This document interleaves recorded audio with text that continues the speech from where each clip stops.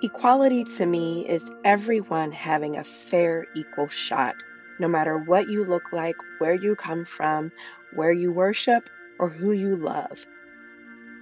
I want people to know that the word disabled isn't an insult. It's an identity. The Americans with Disabilities Act recognizes our humanity and the universal desire to belong. Equality is having full access to participate in every aspect of society. We defend it by fighting continuously to tear down barriers that have been built and reconstruct systems that have failed. Equality to me is having access to job opportunities, to my favorite restaurants and movies. I would love to be able to go to a theater and not expect to miss the first 5 minutes of a movie because I have to run out and fix the audio description device. So I think once we can get to the point where it's commonplace and everyone can enjoy movies like everyone else, that'd be great. I want people to know that I'm proud to be part of the disability community.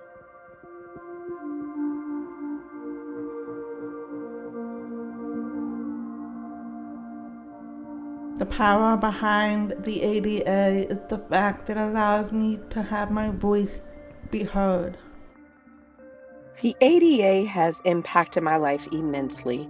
Without it, I wouldn't have access to an education, sidewalks, public transportation. Thanks to the ADA, I feel more confident in my artistry. Knowing that I'm protected by the ADA gave me the courage to disclose my disability at work. The ADA has given me solid ground to be myself and stand up for my friends. In the next 30 years, if we no longer needed the ADA, there would be no need for my activism, and I wouldn't have to speak about my disability or defend my disability. It would just be a part of my identity, and that would just be it.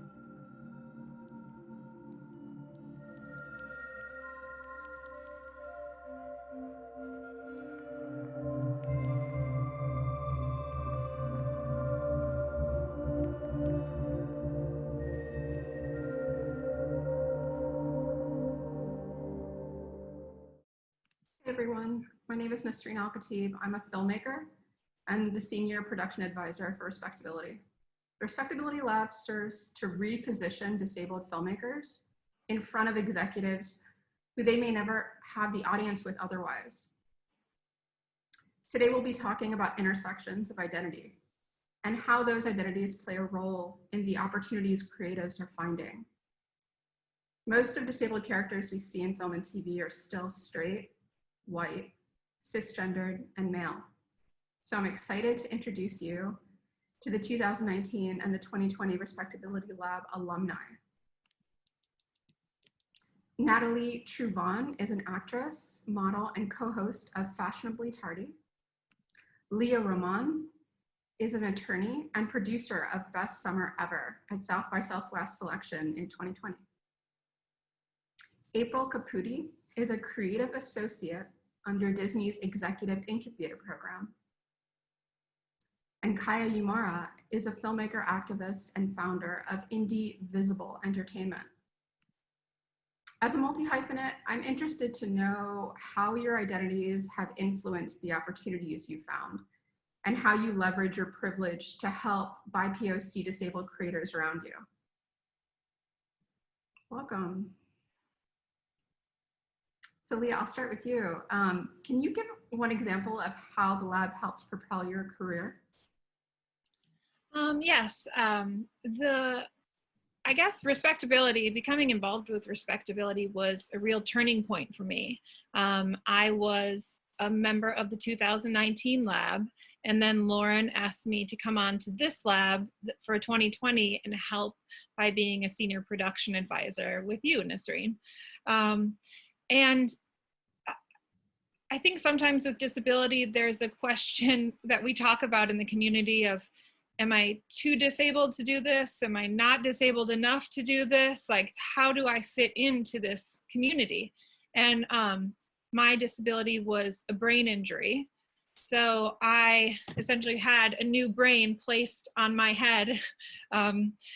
after I lived my whole life before with a different brain, and I really didn't have the confidence that I needed to go forward in my career. And Respectability really gave that to me and let me know that my lived experience as a person with a disability is valuable and important. And many, many people, 25% of Americans identify as having a disability. So it allowed me to disclose my disability and be proud of it. How about you, April? Can you give us one example of how the lab helped propel your career path?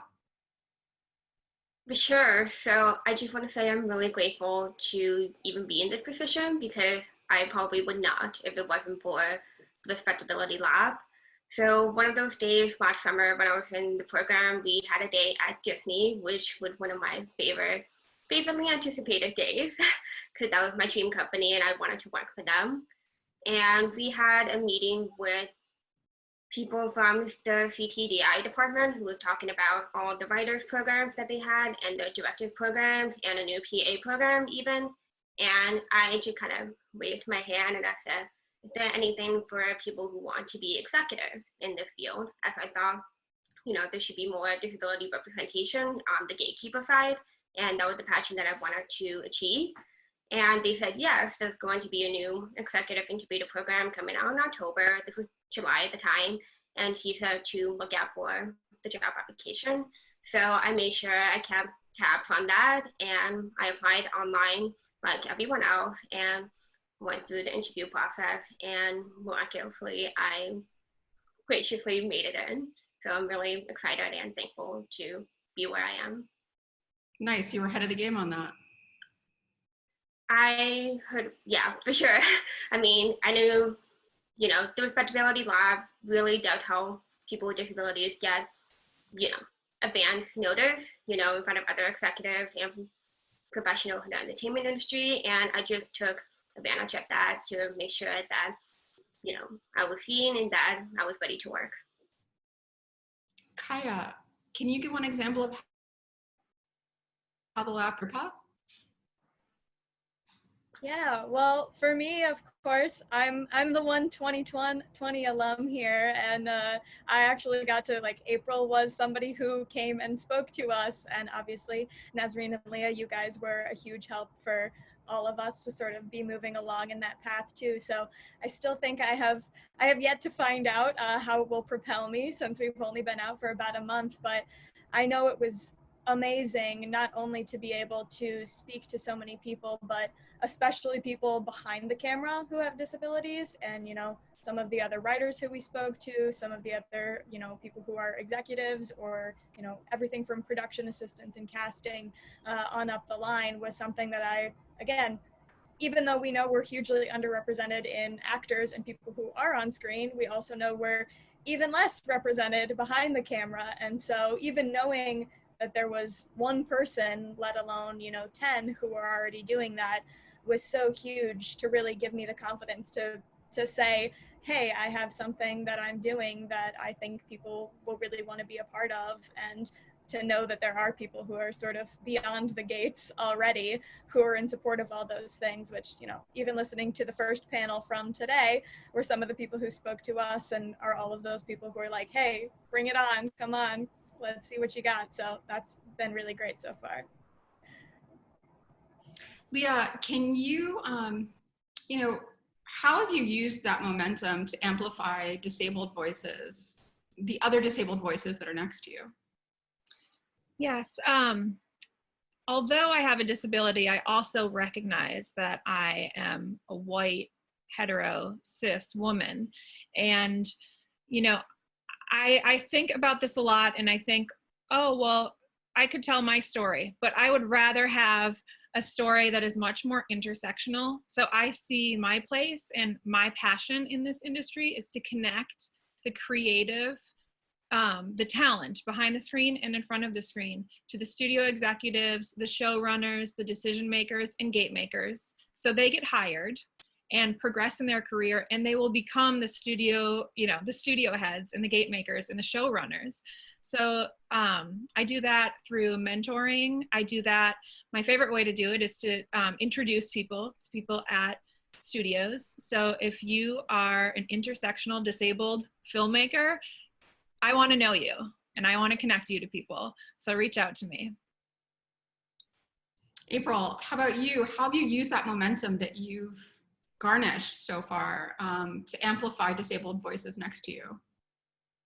In my position, I'm kind of like a junior executive in training, and I'm actually super grateful to be with Freeborn because they are known to be very inclusive in the brand, and so that kind of already made a safer environment for me to kind of just jump in and provide creative feedback and development and casting and current and in marketing. And I get to be the voice that says, what about people with disability? What about Black people with disability? What about people with disability who are part of the LGBTQ community? You know, as Leah said, I am a white hetero cis woman, and I get to, you know, think more in the room about, you know, well, who's not in the room, who's not being represented in the work that we have. And I get to collaborate with any of the creative executives that I'm working with and get to have a say in that. That's amazing. Kiah, how have you used the momentum? I mean, it's only been a couple of weeks at this point, but clearly you've been doing the work longer, right? Yeah, absolutely. And I mean, I think I am white, but I am not just a hetero cis woman. So on one side of it is, you know, working with my other communities and like doing a lot of LGBTQ, like intersectional stories with disability and LGBTQ. But on top of that is things like creating universally accessible sets, which is a huge passion of mine and a lot of what I do as a part of Indivisible as well, which is not only worrying about, is there a wheelchair ramp, but saying, okay, is it sensory friendly? Do we have, you know, space for everybody to be there? And again, even though I haven't had that much time post the end of lab, hearing everybody talk about, you know, the barriers that are still there, the fact that, you know, people still have in their minds that, oh, this is going to be such a challenge and it's going to cost me more money and I'm going to have to figure out how to do this. I am so interested in resetting what the base practice is of that, you know, if we make universal set design what the norm is, then we don't have to worry about somebody saying, oh, well, I can't have a PA who's autistic because I don't know if they can be in this space. And we don't have somebody saying, oh, well, I can't have somebody who's, you know, who has CP play my nurse who's not disabled because I didn't plan for them to be disabled. They can just all be in the space because that's what we've set up for. And I think, again, that plays into everything that we're doing. We want to make the space accessible for everyone. And yes, that's, you know, disability centric, since that's what, you know, ADA 30 is all about, but that goes into all of the intersectionalities behind that. Underrepresented genders, other LGBTQ identities, other race identities, other religious identities, all of that goes into, we want to reset what the base is to say, all of these people are welcome. We've already planned for all of them to be welcome. So we don't need to reset anything or spend extra money on something. We're just ready to go, and we're always ready to go. And we're always looking to bring people in and bring them in immediately. That's so true. And what a beautiful concept where you could walk onto set and everyone would have what they needed, right? Yeah. Natalie, it's so nice to see you. You're on mute. Let's see. I'm here. Okay. So we are running out of time, but I'd love to just, you know, pose a question to you. Can you give one example of how the lab helped propel your career path? Yes, so the lab really was beneficial for me. I started the blindness awareness presentations where I go into entertainment companies and talk about the benefits of hiring people who are blind or low vision. And I would have never been able to do that without the context that I got from the lab program, networking and making those connections with all the executives that we got to meet and talk with during the lab. And they were really open to having me come in and speak to them about, you know, hiring people with disabilities, specifically in the blindness community, because, you know, only 30% of us work. And, you know, the amount of us is really low. And it's very interesting because I've had students who are blind and they want to work in entertainment, but don't have the opportunities. So I go in, I was able to bring a team in, some other blind people I was able to bring in with me, and to really show our assistive technology and go over orientation and mobility, how we get around, and how to make things more accessible on the job. So it was actually really, really helpful for me, and I encourage it for anyone. That's so critical. Thank you so much for sharing that experience. It's a ripple effect, right? It could be Yeah. small as, you know, your mentee helping them get their first internship, or it could be something as big as introducing someone to an executive that cast them in their first major motion picture or television show. There's a spectrum of things that people can do. So thank you all for joining us, and let's all keep up the momentum. Thank you. Thank you.